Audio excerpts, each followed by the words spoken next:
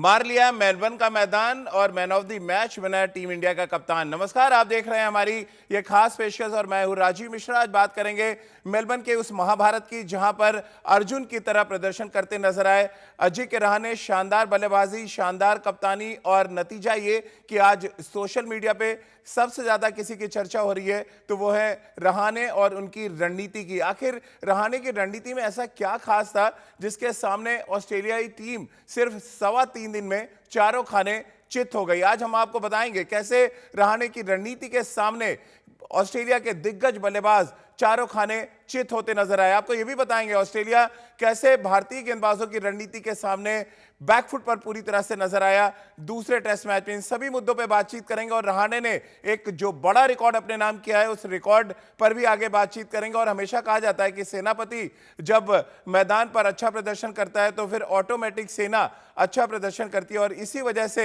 Melbourne test match यानी कि boxing day test match Ajinkya Rahane के पंच के लिए याद किया जाएगा। आज इसी मुद्दे पर बातचीत भी करेंगे। हमारे साथ राजकुमार शर्मा जी होंगे और रितेंद्र सिंह सोडी हमारे साथ होंगे जो लगातार हमारे साथ इस ऑस्ट्रेलियाई सीरीज पर बारीक नजर बना के रखे हुए हैं। इनसे हम चर्चा शुरू करें उससे पहले एक रिपोर्ट आपको दिखाते हैं कि किस तरह से रहाणे ने मारा और ऑस्ट्रेलिया हारा। दरअसल इस टेस्ट मैच के शुरू होने से पहले भारतीय टीम बैकफुट पर थी, लेकिन मजे की बात यह देखिए कि जैसे ही दूसरे टेस्ट मैच के 3.25 दिन खत्म हुए अब भारतीय टीम आपको फ्रंट फुट पर नजर आ रही है। और इसके पीछे की बड़ी वजह है अजिंक्य रहाणे जिन्होंने शानदार कप्तानी की, फिर उसके बाद शानदार शतकीय पारी खेलकर इस बात को तय किया कि ऑस्ट्रेलिया आने वाले सीरीज में भी पूरी तरह से बैकफुट पर रहेगी।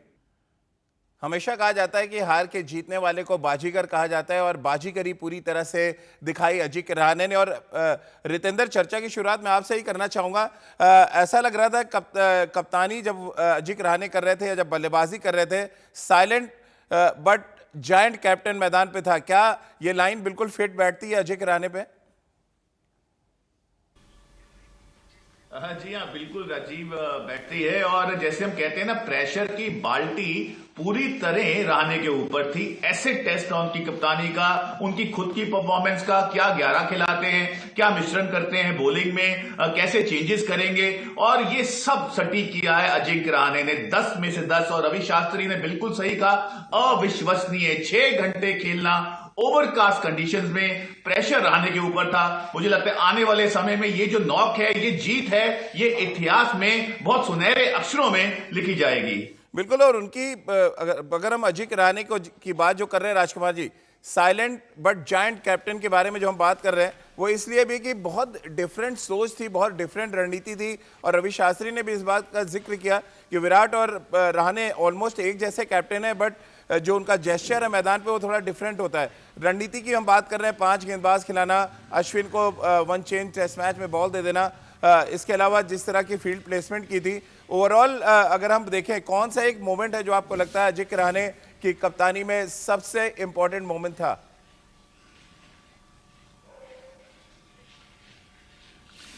देखिए राजीव, कुल मिला के देखा जाए तो बहुत ही शानदार कप्तानी की है उन्होंने और एक बहुत मैच्योर कप्तान दिखे हैं वो। पूरे ही टेस्ट मैच में भले उनकी फील्डिंग पोजीशन हो, जिस तरह उन्होंने लेग स्लिप में एक फील्डर देकर एक बैट्समैन को आउट कराया, या राउंड द विकेट अश्विन को बुलाकर लबुशेन का विकेट लिया, तो वो फील्ड प्लेसमेंट बहुत चतुराई भरे थे और मैं कहूँगा बहुत शानदार उनकी कप्तानी रही। बहुत कैलकुलेटिव थे, बहुत ज्यादा एक्सप्रेसिव नहीं है विराट कोहली की तरह, लेकिन बिल्कुल हमेशा मतलब वो तैयार थे हर सिचुएशन के लिए। प्लान बी हमेशा रहा उनका तैयार। तो कुल मिला के एक शानदार, और मैं कहूंगा he has got a very good head on his shoulder और एक अच्छे कप्तान बन सकते हैं वो फ्यूचर में। बिल्कुल। और 2 तस्वीरें आपको दिखाते हैं क्योंकि 8 विकेट से हम एडिलेड के मैदान पर हारे थे टेस्ट मैच और सीरीज में 0-1 से पिछड़ गए थे। लेकिन उसके बाद भारतीय टीम ने जिस तरह से यहाँ पर विराट कोहली आपको नजर आएंगे एडिलेड के मैदान पर, लेकिन उसके बाद अजिंक्य रहाणे ने टीम को लीड किया और ये एक तरह से राजकुमार जी कहा जा सकता है कि करारा जवाब दिया भारतीय टीम ने। 8 विकेट से हारे तो 8 विकेट से हराया, यानी कि हिसाब बराबर कर दिया अब अजिंक्य रहाणे ने।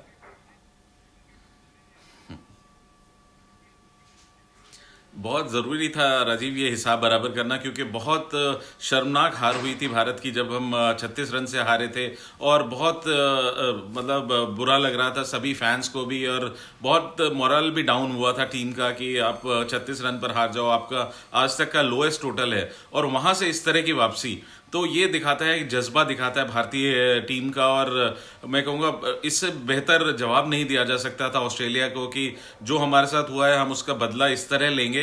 और यही स्पिरिट अब मैं चाहूँगा कि आगे सीरीज में भी चालू रहे, क्योंकि ऑस्ट्रेलिया भी बहुत जोर से वापसी करना जानता है और वो ज़रूर करेंगे भी, क्योंकि वो बहुत आहत हुए होंगे इस हार से, क्योंकि एक्सपेक्ट नहीं कर रहे होंगे कि जिस टीम को उन्होंने इतनी बुरी तरह से हराया था वो इतना तगड़ा पलटवार करेगी। तो ऑस्ट्रेलिया से कहीं ना कहीं अब भारत को सतर्क भी रहना होगा।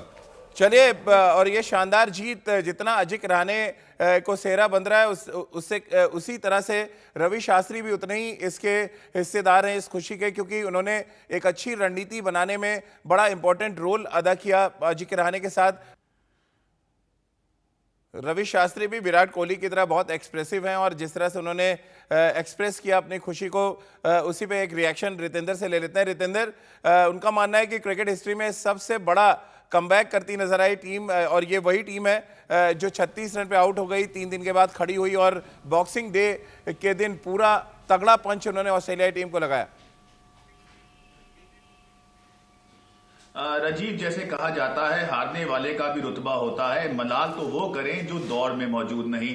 तो भारतीय टीम का सूरत हाल कुछ ऐसा ही था। 36 ऑल आउट मैच हार गए, सबने उनको डाउन एंड आउट कर दिया था, 4-0 से हारेंगे ऐसी बातें हो रही थी। लेकिन रवि शास्त्री की यहां तारीफ करनी होगी, इन्होंने अपनी टीम को गिरने नहीं दिया, कंधे ऊपर रखे, मोटिवेशनल टॉक देते रहे, पेप टॉक देते रहे, और वो रिजल्ट दुनिया के सामने है। और इस टेस्ट मैच में विराट कोहली मौजूद नहीं थे, रोहित शर्मा मौजूद नहीं थे, मोहम्मद शमी मौजूद नहीं थे, तो रवि के लिए बहुत बड़ा टास्क था। लेकिन अब उन्होंने दिखा दिया है कि जिस जगह पे वो है, I think he is one of the best man at the helm running Indian cricket as a coach. और बड़ी इंपॉर्टेंट बात यह है कि राजकुमार जी, कई क्रिकेट जो एक्सपर्ट्स हैं, क्रिकेट पंडित हैं, उनका ये मानना था एडिलेड में जिस तरह से भारतीय टीम हारी, उनके को मैं कुछ नाम ले लेता हूं। रिकी पॉन्टिंग ने कहा 4-0 से भारतीय टीम सीरीज हारेगी, माइकल वॉन ने कहा क्लीन स्वीप होगा।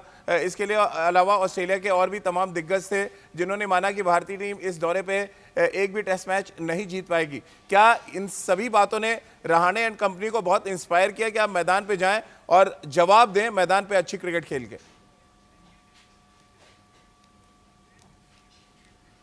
देखिए, बिल्कुल ये चीज़ें उकसाती हैं अपोजिशन को, जब आपको ऐसे कोई टॉन्ट करता है और आपको बिल्कुल राइट ऑफ कर देता है, तो कहीं ना कहीं हर प्लेयर अपना जज्बा दिखाता है, और वो जज्बा जब एक टीम के रूप में उभर कर आता है राजीव, तो उसका ये रिजल्ट होता है।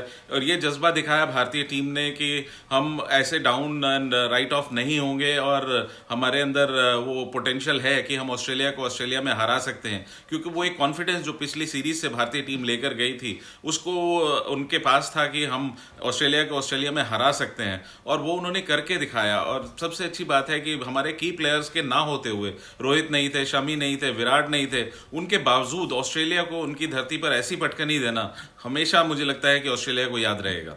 बिल्कुल, और राजकुमार जी इसलिए भी याद रहेगा कि ऑस्ट्रेलिया इस सीरीज में अपनी पूरी ताकत के साथ खेल रहा था।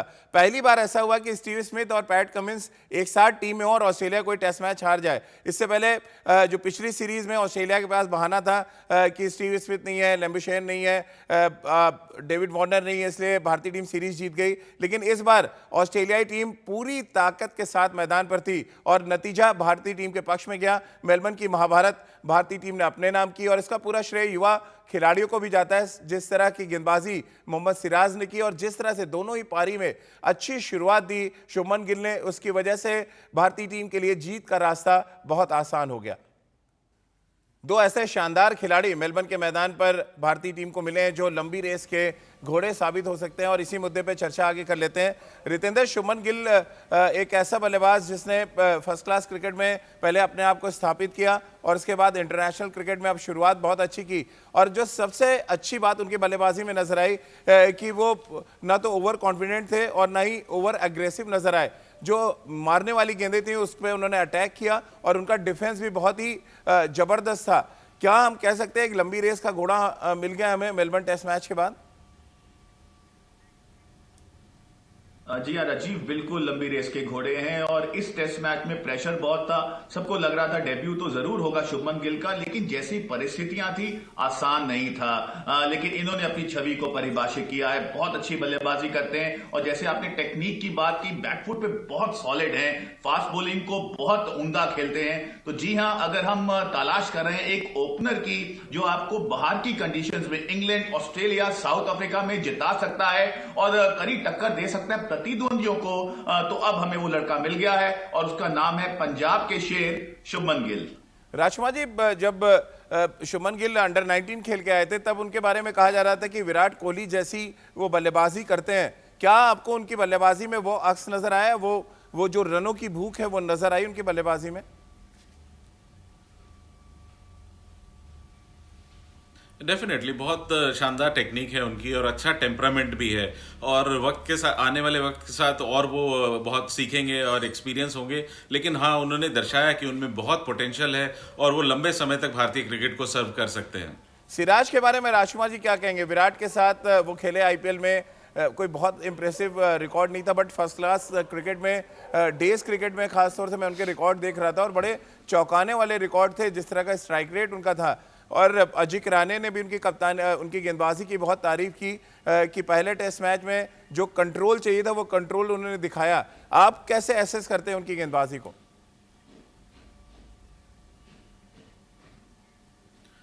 देखिए, बहुत शानदार गेंदबाजी की उन्होंने और बहुत अच्छा डेब्यू है उनका राजीव। और मैं कहूँगा एक वो जोशीले गेंदबाज हैं जो बहुत अच्छी बॉडी लैंग्वेज के साथ, बड़े जोश के साथ गेंदबाजी कर रहे थे। ऐसा कभी भी नहीं लगा कि वो अपना पहला टेस्ट मैच खेल रहे हुए हैं।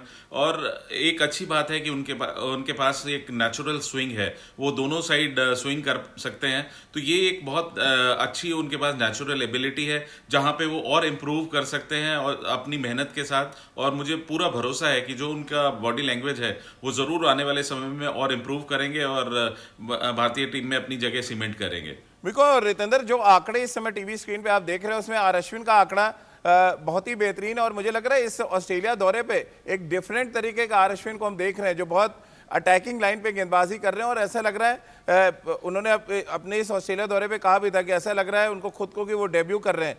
कैसे आप देख रहे हैं इस समय? और उनके नाम पे तो एक रिकॉर्ड हो चुका है कि सबसे ज्यादा लेफ्ट हैंडर्स को वो आउट कर चुके हैं, मुरलीधरन से भी ऊपर वो जा चुके हैं। जी हाँ राजीव, मुझे ऐसा लगता है अश्विन जो इंडियन क्रिकेट हिस्ट्री है वो दोबारा से लिख रहे हैं, क्योंकि ज्यादा बात स्पिनर्स की होती ही नहीं है। आप ज्यादा स्पिनर्स लेके ही नहीं जाते हैं फॉरेन कंडीशंस में और खास करके ऑस्ट्रेलिया, साउथ अफ्रीका में। लेकिन जिस तरह अश्विन बॉलिंग कर रहे हैं सराहनीय है। और ये विकेट रैंक टर्नर नहीं है, यहाँ पे आपको पेशेंस दिखानी होती है, टेम्परामेंट दिखाना होता है, एक टप्पे पे बॉल करना होता है और अश्विन ने ये सब करके दिखाया है। और हमें ये भी नहीं भूलना चाहिए अश्विन स्ट्रगल कर रहे थे अपनी प्लेस के लिए, ऐसा लग रहा था उनका करियर खत्म हो गया है, लेकिन this man is still there और मुझे ऐसा लग रहा है अभी बहुत लंबा भारत के लिए टेस्ट क्रिकेट में खेल सकते हैं। बिल्कुल राजकुमार जी, क्योंकि आप रणजी ट्रॉफी आप खेले हैं एज अ स्पिनर, अगर एक क्वालिटी की बात करें, एक सबसे स्पेशल चीज की हम बात करें जो अश्विन को स्टैंड आउट करती है बाकी के स्पिनर से, क्या नजर आई और इस ऑस्ट्रेलिया दौरे पे क्यों डिफरेंट आर अश्विन नजर आ रहे हैं? देखिए, बहुत अच्छा रिलीज हो रहा है राजीव, उनके हाथ से बहुत अच्छा बॉल गिर रहा है, जो उनका एक एक्यूरेट तो वो है ही बहुत। और जिस तरह के रिलीज हो रहा है उनका बॉल, जिस तरह डिप कर रहा है, वो बहुत इंपॉर्टेंट है कि वो फ्लाइट में डिसीव कर पा रहे हैं बल्लेबाजों को। और जब आपके पास ऐसा कंट्रोल होता है, जब आपको कॉन्फिडेंस होता है कि मेरा बॉल ऐसा गिर रहा है, तो फिर आप डिफरेंट वेरिएशंस भी ट्राई कर सकते हैं, जो कि कर पा रहे हैं। और वो इसीलिए ऑस्ट्रेलियाई बल्लेबाजों को बहुत मुश्किल हो रही है उनको खेलने में। तो बहुत शानदार गेंदबाजी कर रहे हैं इस पर्टिकुलर सीरीज में अश्विन। चलिए राजकुमार जी, बहुत बहुत शुक्रिया आपका। रितेंद्र, आपका भी बहुत बहुत शुक्रिया हमारे साथ जुड़ने के लिए। तो भारतीय टीम ने बदला तो पूरा कर लिया है, लेकिन काम अभी अधूरा है, क्योंकि अभी तो सीरीज में बराबरी पर आए और जब तक सीरीज जीत ना जाए तब तक ना तो अजिंक्य रहाणे चैन से बैठेंगे और ना ही भारतीय टीम जिसके संकेत हमें मेलबर्न के मैदान पे देखने को मिले। तो चलिए हमारी इस खास पेशकश में फिलहाल इतना ही।